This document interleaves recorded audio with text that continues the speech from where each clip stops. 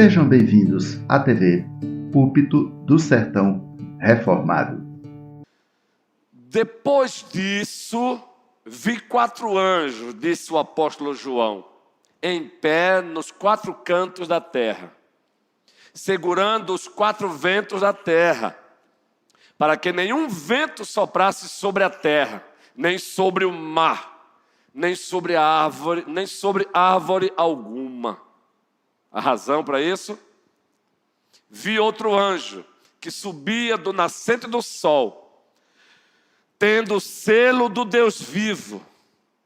Ele gritou com voz bem forte aos 4 anjos, aqueles que tinham recebido poder para causar dano à terra e ao mar, dizendo: não danifiquem nem a terra, nem o mar, nem as árvores, até marcarmos com um selo a testa dos servos do nosso Deus. Então ouvi o número dos que foram marcados com selo. Eram 144 mil, de todas as tribos dos filhos de Israel. E aí ele vai agora listá-las. Da tribo de Judá foram marcados com selo 12 mil. Da tribo de Rúben, 12 mil. Da tribo de Gade, 12 mil. Da tribo de Azer, 12 mil. Da tribo de Naftali, 12 mil. Da tribo de Manassés, 12 mil. E o texto continua. Da tribo de Simeão, 12 mil. Da tribo de Levi, 12 mil. Da tribo de Issacar, 12 mil. Da tribo de Zebulun, 12 mil. Da tribo de José, 12 mil. Da tribo de Benjamim, foram marcados com selo 12 mil. Depois dessas coisas, vi, e eis grande multidão que ninguém podia contar, de todas as nações, tribos, povos e línguas, em pé, diante do trono e diante do Cordeiro, vestidos de vestes brancas, com ramos de palmeira nas mãos. E clamavam com voz forte, dizendo: ao nosso Deus que está sentado no trono e ao Cordeiro pertence a salvação. Todos os anjos estavam em pé, rodeando o trono. E os anciãos e os 4 seres viventes, e diante do trono, se prostraram sobre o seu rosto e adoraram a Deus. E o narrador continua dizendo: amém. O louvor, a glória, a sabedoria, as ações de graças, a honra, o poder e a força, toda a igreja, sejam ao nosso Deus para todo sempre. Amém. Mas ainda o narrador continua. Um dos anciãos tomou a palavra e me perguntou, narra João: quem são? E de onde vieram estes que estão vestidos de branco? Respondi: o Senhor sabe. Então ele me disse: estes são os que vêm da grande tribulação, que lavaram suas vestes e as alvejaram no sangue do Cordeiro. Aleluia. Por isso, estão diante do trono de Deus e o adoram de dia e de noite no seu santuário. E aquele que está sentado no trono estenderá sobre ele o seu tabernáculo. Jamais terão fome, nunca mais terão sede, não cairá sobre eles o sol, nem qualquer outro calor forte. E aí o texto caminha para o seu encerramento. Pois o Cordeiro que está no meio do trono, toda a igreja,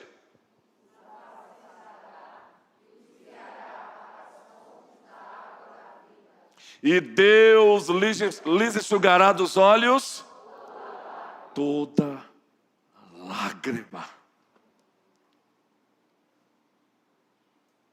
toda lágrima. E baseado no capítulo 7 do Apocalipse, lembram qual foi o subtema desta noite que nós compartilhamos no grupo da igreja aí? Vocês lembram? Estão todos atentos? O subtema: avante, igreja, pois com certeza, apesar das muitas lutas na jornada, o teu futuro será glorioso. Baseado no capítulo 7. Avante, igreja, pois com certeza, apesar das muitas lutas na jornada, o teu futuro será glorioso. E para que esse subtema fique claro, muito mais elucidado, muito mais compreendido e facilmente praticado no dia a dia, como os amados presbíteros oraram já também pedindo isso ao Senhor, que seja para o nosso dia a dia, se faz necessário voltarmos para o capítulo 6, na introdução desse sermão, e destacarmos uma pergunta que é feita logo no final do capítulo 6. O capítulo 6 do Apocalipse, do versículo 12 até o versículo 17, dentro da progressividade revelacional, histórica e redentiva de Deus, o sexto selo é aberto. E quando o sexto selo é aberto, o que é que nos é apresentado? Vamos ler juntos? Vi quando o Cordeiro quebrou o sexto selo. Houve um grande terremoto. O sol se tornou negro como pano de saco, feito de crina. A lua ficou toda vermelha como sangue. As estrelas do céu caíram sobre a terra, como a figueira deixa cair os seus figos verdes, quando sacudida por um vento. Lembram do vento agora no capítulo 7, o vento? Vamos lá. E o céu recolheu-se como um pergaminho, quando se enrola.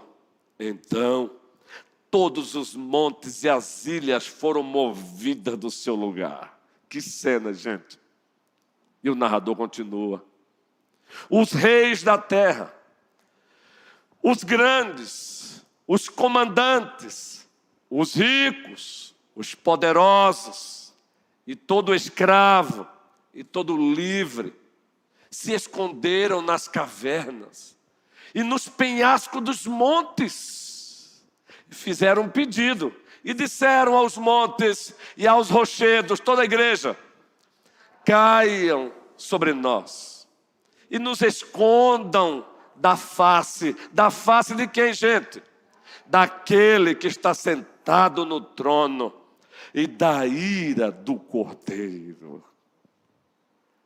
E aí, o último versículo vai fechar essa narrativa, e a última parte é uma pergunta. Todos juntos? Porque chegou o grande dia da ira deles. Quem poderá subsistir na presença deles?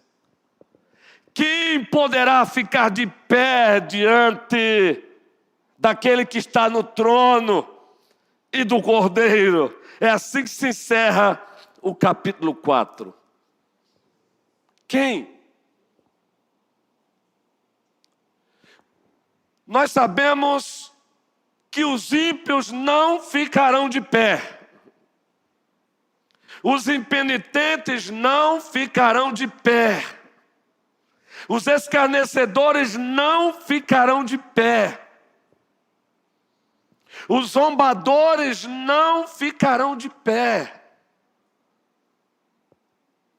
Até mesmo aqueles que pareciam ser, mas não são, nunca foram, não ficarão de pé diante daquele que está no trono e do Cordeiro, diante da ira daquele que está no trono e do Cordeiro. E aqui fica um alerta para os petrolinenses, os juazeirenses, os brasileiros, e para nós aqui também nesta noite, que nós não sejamos encontrados entre os ímpios, aqueles que não vivem uma vida pio, são aqueles que vivem, caminham com as costas viradas para aquele que está no trono e para o Cordeiro. Que nesta noite aqui ninguém se encontre do lado desses, que naquele dia aqui ninguém se encontre do lado desses que pedirão a morte. Dissemos há pouco tempo aqui que hoje as pessoas fogem da morte, Guilherme. Hoje buscamos medicamentos, buscamos cirurgiões plásticos, temos medo de envelhecer. E aqui, por favor, não é censura a cuidar do corpo, da estética, mas há um medo exacerbado com a velhice, com o envelhecer saudavelmente. Então as pessoas gastam, a humanidade hoje gasta trilhões para fugirem da morte. Todos almejando aí a cura para o câncer, para a AIDS e tantas outras pestes que existem e outras que virão. Mas a Bíblia nos diz em Apocalipse 6 que no dia da ira daquele que está no trono e do Cordeiro, as pessoas farão o contrário, elas pedirão para morrer. Mas o que nos chama a atenção é que a morte vai fugir delas. E a razão? Chegou o dia da ira daquele a quem eles zombaram. Chegou o dia da ira do Cordeiro que foi escarnecido. E eles agora percebendo dizem: nós queremos a morte. Escondam nos montes deles. Cavernas, nos escondam deles. Ou seja, todos esses que continuaram sendo descendentes do primeiro Adão e não se arrependeram, e morrerão como o velho Adão, fugindo de Deus. Mas aí a pergunta: quem ficará de pé diante deles? Os ímpios não ficarão. E a igreja ficará? Quem ficará de pé diante dele naquele dia? Ou melhor, diante deles, é no plural que o narrador narra, daquele que está no trono do Cordeiro. Será que a igreja naquele dia ficará de pé diante deles, daquele que está no trono e no Cordeiro? Será que a igreja subsistirá naquele dia? A igreja, que também é composta de, na linguagem de um dos servos de Deus, Martinho Lutero, simultaneamente justos, porque foram declarados justos em Cristo Jesus, mas ainda pecam. Ela é composta de pecadores.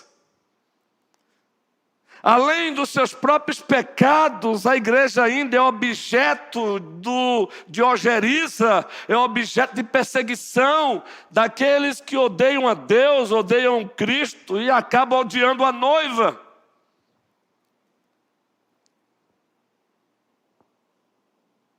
Apocalipse 6 foi pregado aqui no sermão panorâmico e nós descrevemos aqui o cavalo vermelho, seu cavaleiro, lembra? Que entre a primeira vinda e a segunda vinda de Cristo, são justamente acontecimentos pesados sobre a humanidade e que a igreja não está imune a isso. E é claro que na medida em que se aproxima a volta de Cristo, a coisa vai se intensificando.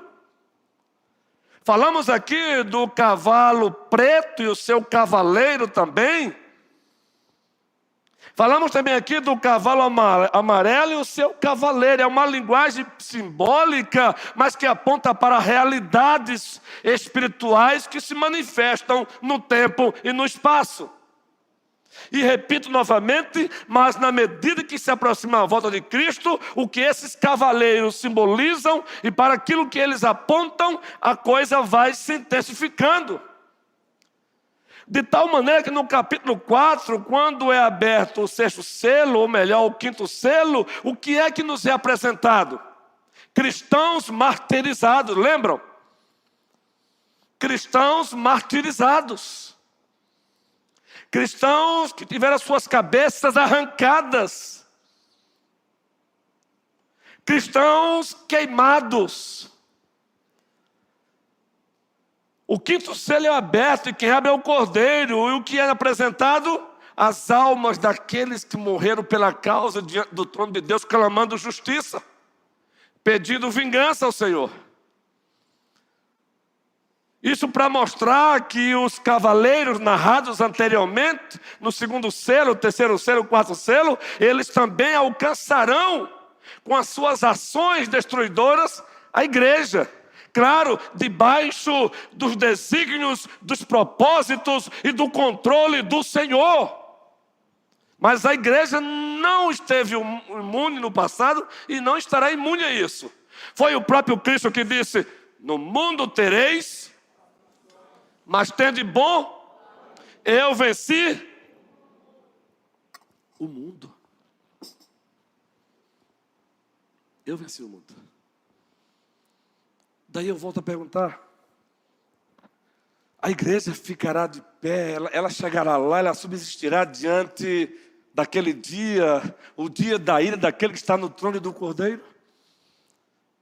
Seja pelos seus próprios pecados ainda cometidos em pensamentos, palavras e ações, ou seja, por conta da perseguição sofrida pelos algozes de Deus, pelos inimigos de Deus, os inimigos do Cordeiro, que também numa linguagem simbólica, Apocalipse 12, muito especialmente 13, lá eles são apresentados como a besta que emerge do mar, que é o estado anti-Deus, que odeia Deus e que elabora leis, legisla leis contrárias à vontade de Deus, à ética de Deus, à santidade de Deus. Também nos apresenta até a besta que emerge do mar, que é justamente a falsa igreja, a falsa religião, que parece ser, mas não é.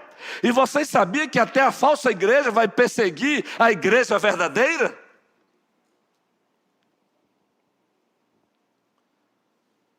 Será que diante desses dois quadros, os próprios pecados da igreja, e ela cometerá ainda até a volta de Cristo, e a oposição sofrida pelos seus inimigos, no dia da ira do Cordeiro, e daquele que está no trono, daquele que está no trono do Cordeiro, os ímpios não subsistirão, e a igreja vai subsistir? Qual será o capítulo final da igreja? Será glorioso, gente.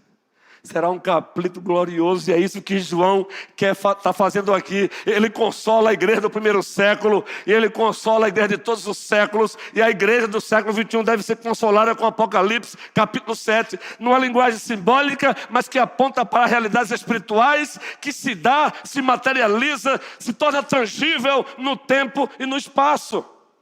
E vejam que o texto começa assim: depois disso vi 4 anjos, em pé nos 4 cantos da terra, segurando os 4 ventos da terra, para que nenhum vento soprasse sobre a terra, nem sobre o mar, nem sobre ave alguma.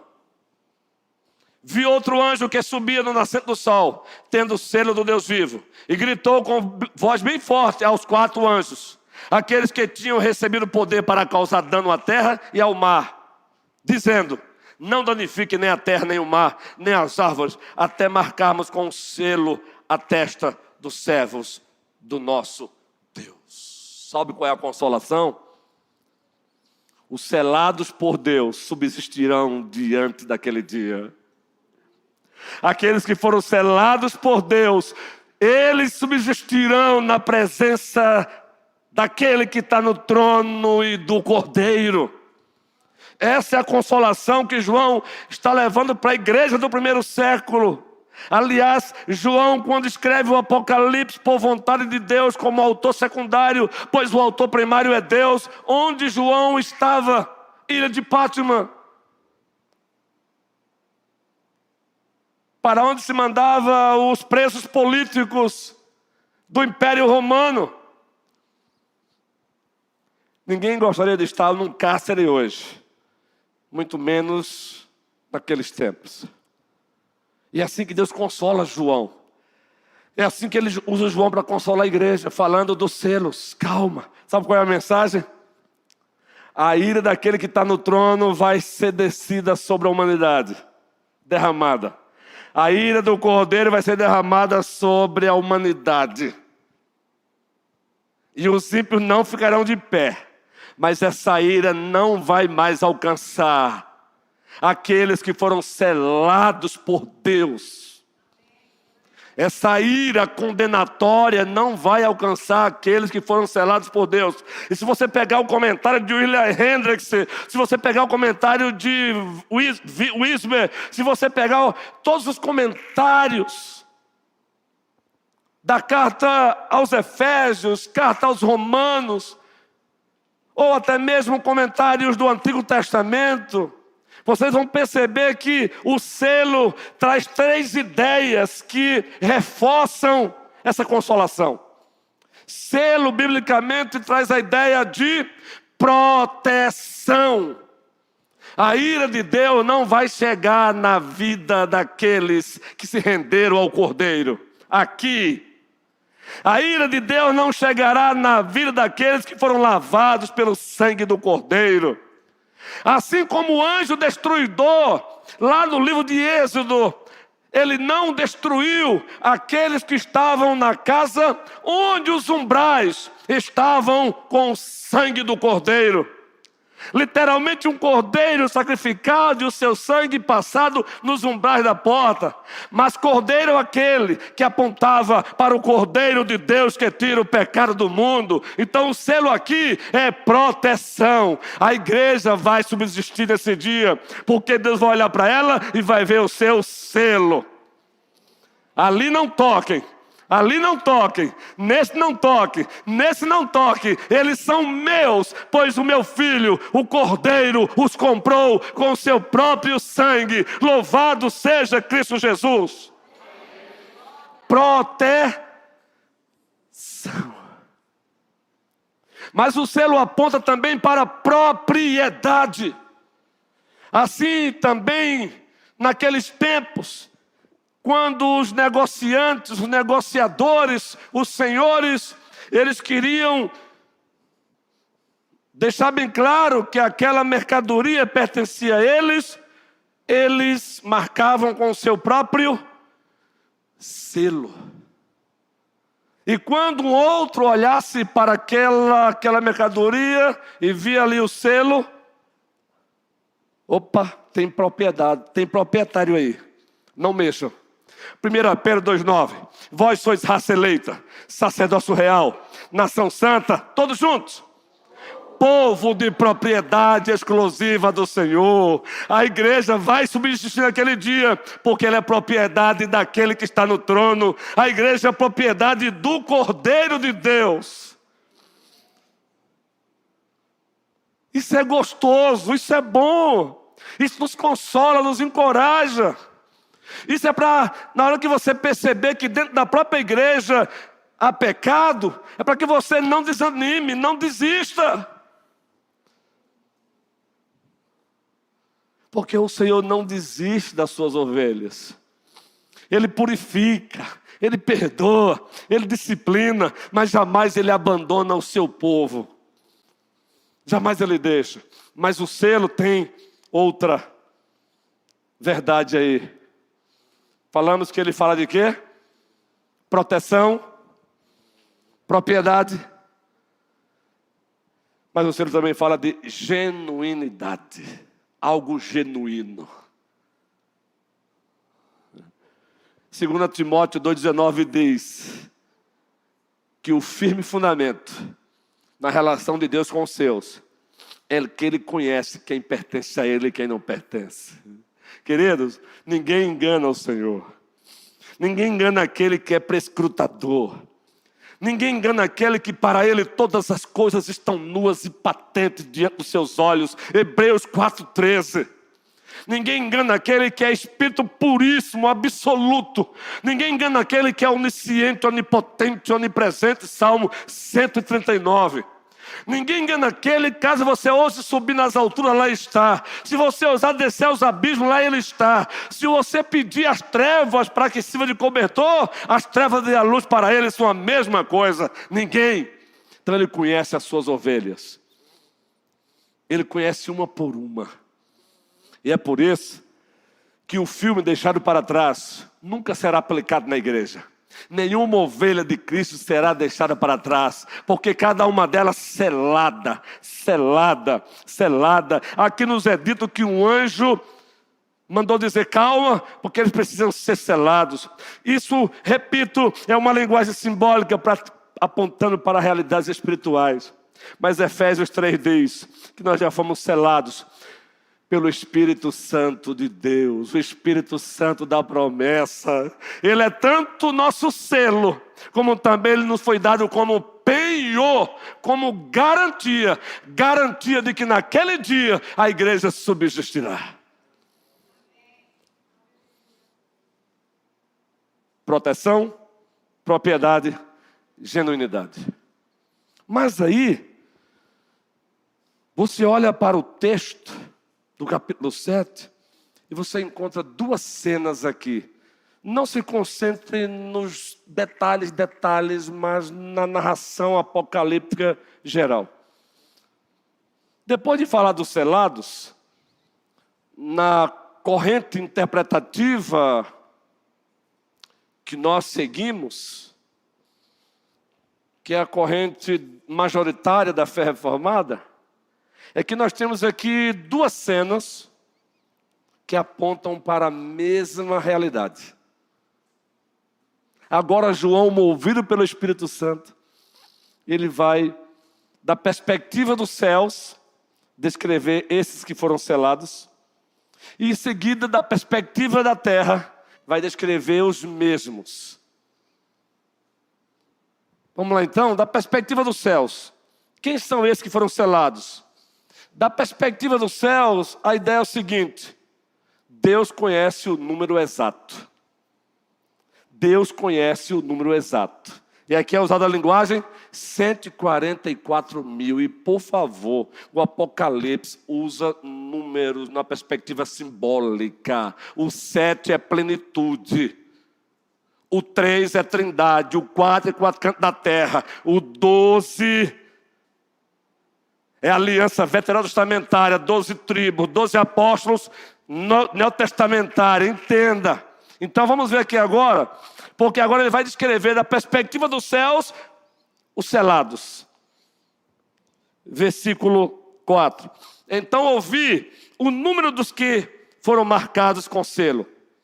Eram 144 mil. E aí ele vai descrever as tribos de Israel, que eu não vou lê-las agora. Existem duas principais correntes sobre esses 144 mil. A que estamos expondo aqui é a da tradição reformada majoritária. Mas se porventura você ler um comentário e perceber lá outra corrente, não vai afetar em nada aqui a mensagem que o Senhor tem para você. A nossa corrente majoritária, hermenêutica, exegética é o seguinte: esses 144 mil é um número simbólico que aponta para plenitude. Para dizer que Deus conhece o número exato daqueles que naquele dia subsistirão na sua presença. Essa é a ideia. E aí alguns comentaristas, exegetas, hermenêuticas, eles entram em detalhe e ainda fazem a seguinte matemática. E eles não estão errados. O 3 na Bíblia geralmente aponta para a triunidade de Deus. O Pai, o Filho e o Espírito Santo. O 4 aponta para a criação. Os 4 cantos da terra. Aí você faz agora a matemática. 4 vezes 3 é quanto? 4 vezes 3. Eu acho que o erro foi meu. Quem disse aí 7, fui eu que errei, eu acredito. Até acolá eu falo muito veloz. Eu sou rápido, eu sou acelerado. Então você falou 7, o erro foi meu. Eu tenho certeza disso. Pode acreditar nisso, pode colocar na minha conta. 4 vezes 3 é quanto? 12. 12 aponta dentro da aliança para quem? A antiga administração da aliança da graça. As 12 tribos de Israel. Aí quando você vai para a nova administração da aliança da graça, quem é que representa a igreja da nova administração da aliança da graça? Os 12? Os 12 apóstolos. 12, entendem? Aí você multiplica 12 vezes 12 vai dar quanto? 144. Aí você multiplica 144 por 1000 vai dar quanto? 144 mil. A mensagem de Deus é: nenhum vai faltar, porque eu conheço cada um. Ninguém vai faltar. Ninguém vai faltar. Quem trabalha como auditor, seja de uma empresa, seja do governo federal, estadual, municipal, é de uma grande responsabilidade, não é? Porque me corrijam, a auditoria para quê? Numa linguagem bem simples. É para ver se está tudo, se o que entrou, saiu, mas se saiu mesmo, se entrou mesmo. Então, por favor, estou assinando aqui bem. É um trabalho de matemática também, não é? É um trabalho de matemática. Preste bem atenção. O que João está dizendo aqui é que Deus, Ele não se deixa enganar. E aqui, com todo respeito a quem está sofrendo hoje de um quadro clínico de... Todos os quadros clínicos que envolvem a mente, não é, Denise? Que merece o nosso respeito. Mas eu quero dizer para vocês que o nosso Deus jamais sofrerá de nenhum desses quadros que venham levá-lo a esquecer de você. 144 mil é plenitude.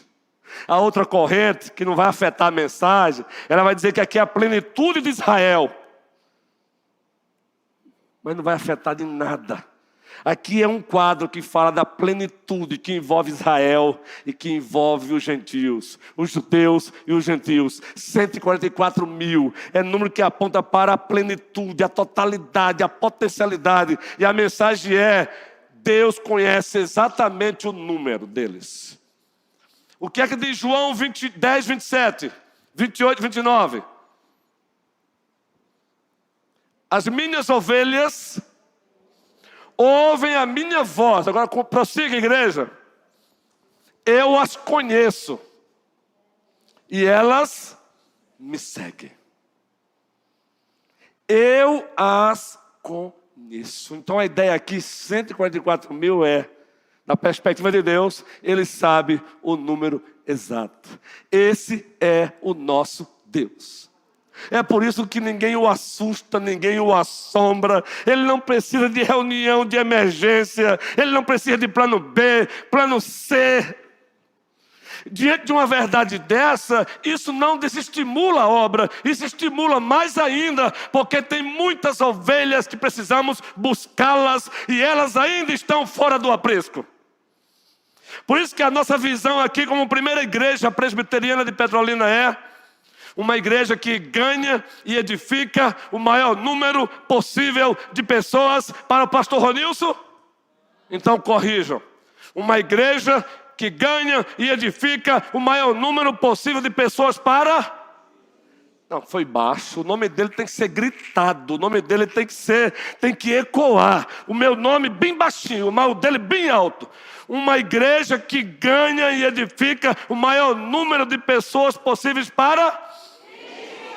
Isso, nome bom, doce a fé, a esperança do porvir. É Ele, é para sempre Ele, eternamente Ele, a igreja diz. E fique tranquilo que eu chego em casa, bebo água, como maçã e a garganta melhora. É Ele. Então prossigamos. Batalhas virão. Lutas virão. Sejam elas lutas internas ou externas. Mas avante, igreja. Pois com certeza, apesar das muitas lutas na nossa jornada, o nosso futuro será glorioso, o diácono Paulinho. O nosso futuro será glorioso. Primeira vez que tomamos um voo para atravessar o Atlântico foi para Portugal, com a minha esposa. Resolvi presenteá-la no aniversário de casamento, mas ao mesmo tempo fazer um conhecimento de campo, porque até então, na época, tínhamos um projeto, um desejo para plantar a igreja em Portugal. Então eu digo, vamos fazer as duas coisas. O preço estava bom de passar de avião, hoje não está não, está pesado, gente. O euro está... Depois que inventaram dividir em 10 vezes, meu amigo, oh, maravilha. Só faça isso com responsabilidade. Com responsabilidade. Enquanto tomamos o voo da TAP, Portugal, Recife, direto para Lisboa. E aí eu sou curioso, eu gosto de mapa. Mapa real, onde o avião está.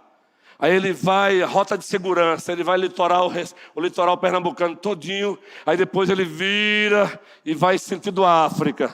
Quando o bichinho virou assim, começou a atravessar o Atlântico, eu disse, meu Deus, será que vai chegar lá? Será que chega? E dias antes, uma ovelha querida que me procura até hoje, temos uma amizade boa, ele disse, pastor, fique tranquilo, porque também pense, se cair não dá tempo nem sentir. Ele é uma bênção, é uma ovelha que até hoje mantém contato comigo. Bora lá em Recife. Fique tranquilo, homem, se cair, não dá tempo nem sentir. Eu não me esqueço disso. Mas eu quero pegar um gancho para dizer o seguinte. E esse Boeing 777 divino, a igreja vai cair em algum lugar? Vai cair e não vai chegar lá? Jamais. Jamais ela vai cair em alto mar.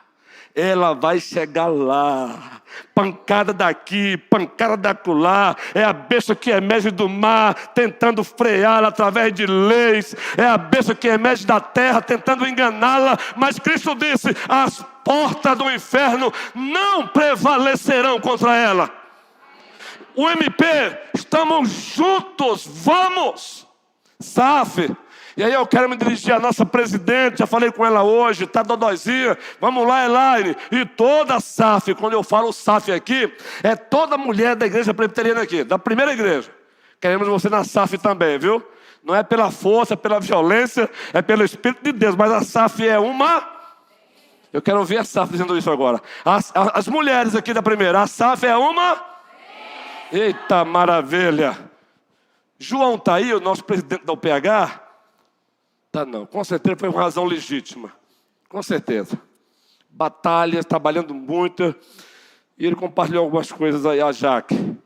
Mas tem homens aqui da UPH. Tá ali, ó, diretoria. Vamberto. Os demais. O PH, vamos. Porque, gente, a UPH está ganhando uma força, meu amigo. O prefeito Aldoado disse, pastor, que bênção. Bênção, viu? E foi citando, olha, eu estive lá, ó, e não é só fulano de tal não, é fulano de tal, fulano de tal, fulano de tal. Eu disse, opa, que maravilha. Então vamos lá, homens, ouviram o grito das mulheres? A UPH está uma bênção, eu vou repetir agora, a UPH está uma bênção. E não é sensacionalismo não, meu irmão, é mobilização. Isso aqui me empolga. Isso aqui me faz desejar o dia 31, Zaqueu, minha cidade para Cristo. Quando eu leio isso aqui, eu almejo ver o PGE, pequenos grupos de evangelização nas casas, nos condomínios, ganhando e edificando o maior número possível de pessoas para Cristo. Eu não vou encerrar esse sermão não tem problema, que eu leio o horário. Eu já venho para o púlpito, já com esse plano B para mim, viu? É isso aqui. A segunda parte, que é o outro retrato, mas que fala a mesma realidade, vai ficar para o próximo domingo mesmo. Mas eu quero que você entenda isso aqui, ó. Então ouvi o número dos que foram marcados com selo. Eram 144 mil de todas as tribos de Israel. Mas eu quero reforçar com vocês aqui uma coisa. É a nossa corrente hermenêutica teológica para dizer que aqui se refere tanto a judeus como a gentios. E só para reforçar isso, é uma linguagem que fala de plenitude, judeus e gentios. É a oliveira boa de Romanos 11. A oliveira é essa onde os gentios foram enxertados. Nós não inventamos a roda. Deus insertou o gentio na oliveira boa, o Israel de Deus. Está lá em Romanos. E diz o apóstolo Paulo que alguns, por incredulidade, por rebeldia, foram cortados, mas no futuro voltarão, porque Deus não erra, Deus não falha. A plenitude dos judeus chegará, e a plenitude dos gentios também chegará. Abra sua Bíblia em Gálatas 3:29. Como é que Deus chama a igreja nessa perspectiva ampla? Gálatas capítulo 3, 19, não é mais antes, no capítulo 6. Gálatas capítulo 6, o versículo, eu vou procurar aqui agora rapidinho, salvo engano é o 16. Gálatas capítulo 6, isso, vamos ler junto esse texto aí, sonoplastia. Deus abençoe vocês. Todos juntos. E a todos que andarem em conformidade com esta regra, paz e misericórdia sejam sobre eles e sobre todo Israel de Deus. Entende agora? Sobre todo Israel de Deus. Tem um comentarista que ele foi muito feliz, ele disse assim: a igreja é encontrada na forma de Israel, na antiga administração da aliança da graça. E agora Israel é encontrada na forma da igreja, na nova administração da aliança da graça. Nenhum israelita vai faltar, nenhum judeu eleito por Senhor vai faltar, mas também nenhum gentio eleito por Deus em Cristo vai faltar. E esses são os 144 mil. Agora, por favor, em nome de Jesus Cristo, desses 144 mil, que é na perspectiva de Deus, só Deus conhece o número exato, quem é quem. Muitos deles ainda estão nas trevas e precisamos buscá-los. Por isso que a igreja tem que sair, ela tem que ir. O presbítero César, há pouco, compartilhando com o colégio pastoral, algo que ele deseja fazer como secretário social do presbitério, pegando um gancho também com sua linda profissão. Avante, guerreiro. Avante. Avante. Assim tem que ser o Zaqueu, minha cidade para Cristo. Desses 144 mil, tem muitos ainda que não foram alcançados. O número exato não queira saber, só Deus sabe. Quem é e quem não é, só Ele sabe. Mas a ordem dele é: vão e façam discípulos de todas as nações, batizando-os em nome do Pai, do Filho e do Espírito Santo, ensinando-os a guardar todas as coisas, a ler, que vos tenho ordenado. Eis que eu estou convosco todos os dias até a consumação dos séculos. Gente, vamos ganhar mais e mais petrolinenses para Cristo. Vamos, ô Bruno, Nara, vamos, jovens, garotos preciosos. Deus não deu talentos e dons para vocês trabalharem apenas em prol de vocês. Não, vocês são missionários disfarçados de. A nossa principal tarefa é testemunhar de Jesus Cristo. Você é um engenheiro guerreiro, um missionário disfarçado de engenheiro. Você é professor disfarçado, um missionário disfarçado de professor. Você é pedreiro. Oh, que profissão linda. Quem aqui é pedreiro? Não tem ninguém? Vamos ganhar os pedreiros para Cristo também. Não tem engenheiro civil que não precisa de um bom pedreiro. Não tem engenheiro elétrico que não precisa daquele que vai lá e bota a mão na massa. E às vezes são os próprios engenheiros elétricos, né, Paulinho? Que chega para quem está lá no campo dizendo: é assim mesmo? Cada um no seu quadrado, meu irmão. Vamos, eu citei para vocês hoje. Bora, Josué. Bora, garoto. Tem adolescentes aí, jovens, para gente ganhar, Gustavo. Marcelino. Marcelino, que é o nome do pastor Marcelino, que é um amigão nosso e amado por esta igreja, né? Você conhece, né, o pastor Marcelino? Justamente. Um amigão, servo de Deus precioso. Tomei até um cafezinho com ele esses dias. Bora. Crianças, mamães, papai, vamos ganhar as crianças. Na Juvep, eu fiz questão, eu passeando pelas livrarias, eu vi um livro. As crianças, missões e a igreja. Aí vocês imaginam o que eu fiz. Comprei ou não comprei?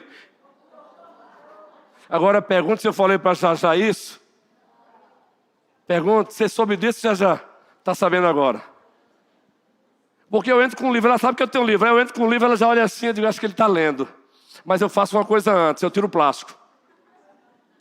É no divã do pastor. Eu não minto para minha esposa. Eu só espero a hora certa para revelar. Eu duvido que sair daqui ela vai brigar comigo.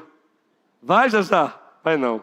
Olha, Vandinha. Crianças, missões, igreja. Nós temos uma mania de achar que campo missionário é só adulto. As crianças também são campos missionários. Precisamos evangelizar crianças, alcançar as crianças. Por favor, vamos alcançar as crianças de Petrolina, Íris, Presbítero Hermes, Carlos, Marlene Guerreira. Vamos! Agora, por favor, eu não posso encerrar sem dizer uma coisa aqui. Dos 144 mil, número de plenitude, e Deus sabe o número exato, dos que já estão alcançados, é necessário uma coisa, o cuidado. Daí a Bíblia diz, daí o Senhor perguntou a Caim, onde está o teu? Façamos uma aplicação estendida, em nome de Jesus Cristo. Eu tenho visitado as ovelhas, o projeto continua, viu gente? O pastor em minha casa, agora é você que convida, viu? Sabe, agora eu estive na casa de uma outra ovelha, mas é você que convida. Por que isso? Para não ser evasivo, para não ser constranger você. Mas, por favor, em nome de Jesus Cristo, se você só quer me convidar, o dia que tiver pronto para fazer um banquete, não faça isso, porque o principal banquete do pastor em minha casa é você me dando atenção, é eu cuidando de você. Mas pastor, eu quero fazer uma comidinha gostosa para o Senhor. Então faça um cuscuz, menino. Bota manteiga e encerrou o problema. Eu estou falando sério. E se não tiver cuscuz, café com leite está resolvendo o problema. Se não tiver leite, café. Se não tiver café, só bate papo delicioso. Mas eu duvido que não tenha. E se não tiver, a gente leva. O que é teu é meu, o que é meu é teu. Depois vão brincar comigo depois, eu sei disso. Paulo está aí, o presbítero? Tá bom, eu já conheço a história. O que é meu é teu, o que é teu é meu. Lá fora vão me perguntar. Teu salário é meu, pastor? É desse jeito. Olha, tem gente aqui que vocês não imaginam que eles não sejam brincalhão, viu? Tem um presbítero aqui que com o tempo eu fui notando que é assim sério, mas lá fora brinca, meu amigo. Todos eles têm o seu momento de brincadeira, graças a Deus. Eu estou falando que um tal de presbítero Humberto, quando está junto do diácono Arthur, quando está junto do presbítero Paulo Pacheco, menino. Quando estou olhando para mim, dando risada, eu começo a olhar para mim mesmo. Aqui é só para descontrair. É para dizer o seguinte, nenhuma ovelha deixada para trás. Você entendeu, Nara? Entendeu o porquê da mensagem hoje? É cuidado, Nara. É cuidado, Bruno. Quais são as ovelhinhas que estamos com saudade delas aqui? Quem são elas que estão com bebês recém-nascidos? Eu quero ouvir o nome delas para que todos escutem. Bora lá, de novo. Número 1, Carol. Número 2, Vitória Albuquerque. Número 3, Tiala. Tamires. Gravaram agora? De novo. Primeira.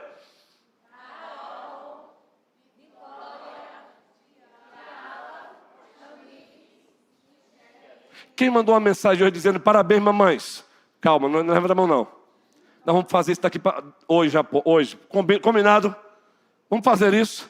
Foi colocado um vídeo. O Ministério de Divulgação está fazendo uma coisa linda. Vira o vídeo lá? Tu pegas o vídeo lá e bota para Tamires, bota para Carol, bota. Vai, pastor, mas agora o senhor falando vai perder a graça. Vai não, família é para isso. Vai lá e diz: ô Vitória Albuquerque, estamos sentindo falta de você. Eu sei que o bebê precisa ser imunizado. Carol, Tamires, a Micheli está sentindo a dor da partida. O papai, horizontalmente uma âncora dela viajou. Liguei para o Carlos e viajou toda a família para lá, para o sul. Não é, Kel? Mão amiga? Raquel, carinhosamente? Mas tem um projeto aí da SAF que é a mão amiga? Hã? Uma mão amiga na dor. Pastor, o que tem a ver esse sermão com isso aqui? Tem tudo a ver. Pois do centro, eu não posso me preocupar só com os que não foram alcançados. A igreja está de olho naqueles que não foram alcançados, mas ela precisa estar de olho naqueles que já foram alcançados, para que ninguém se despeça. Nenhuma ovelha perdida. As 99 têm que ser cuidadas. E temos que sair e buscar uma que se perdeu. Entendeu, igreja? Vamos sair daqui. Pense numa ovelhinha dessa. Vai lá no grupo que tem o WhatsApp delas lá. Mande uma mensagem dizendo: você é especial para nós. Você é especial para nós. Pode até combinar. A UMP procura a UMP, SAF, por aí vai. O PH, André. Os homens, marido dessas mulheres. Pastor, o horário, pastor, estou com fome. Eu também. Os maridos dessas irmãzinhas que estão com o bebezinho. Número 1. André, Ed, Arthur, Carlos Gonçalves, Elisomar. Quantos? Quem? Tiago, sim, Tiago já está vindo, não é? Porque hoje foi o dia da mamãe, hoje alguns têm aquela mais boa já. Tiago também, mas já está vindo. Para os homens a tarefa é da UPH. Em o nome de Jesus Cristo, eu não estou coagindo ninguém não. É porque eu tenho visitado as ovelhas e elas têm dito para mim: pastor, eu estou apaixonado pela primeira. Porque além de sairmos alimentados pela palavra, nós temos acolhimento, pastor. Isso é muito bom. Isso é de grande diferencial. Eu tenho escutado isso. Elogio aos presbíteros, as clássicas. Não é gostoso isso? É gostoso isso, presbítero Abraão. Não é não, Erasmo? É por isso que tem uma comissão aí, sob a supervisão do colégio pastoral, trabalhando para ampliar, Paulinho, essas paredes aí. Porque Deus está mandando mais gente. 2 casais hoje nos procuraram pela manhã e disseram: pastor, queremos caminhar com esta igreja. 2 casais, queremos caminhar com esta igreja. O que podemos fazer? Só hoje, Rickson. Que o Senhor nos abençoe. Toda a igreja diz...